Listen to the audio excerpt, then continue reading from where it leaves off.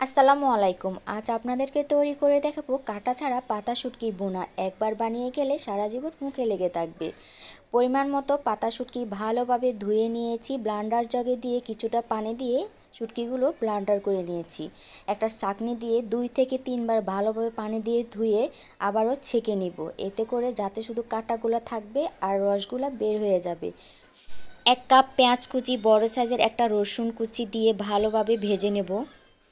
ভেজে নেওয়ার পর পরিমাণ মতো হলুদ গুঁড়া, স্বাদ মতো মরিচ গুঁড়া, 1 চামচ রসুন বাটা দিয়ে ভালোভাবে ভেজে নিয়েছি। ছেঁকে রাখা শুটকিগুলো দিয়ে কিছুক্ষণ নেড়ে ছেড়ে কয়েকটা কাঁচামরিচ দিয়ে ঢাকনা দিয়ে ঢেকে আবারও কিছুক্ষণ কষিয়ে নেব। এভাবে করে শুটকিগুলো বারবার কষিয়ে নিয়েছি। কষানোর পর দিয়ে দিব বড় সাইজের একটা রসুন কুচি, এতে করে শুটকির স্বাদ দ্বিগুণ বেড়ে যাবে।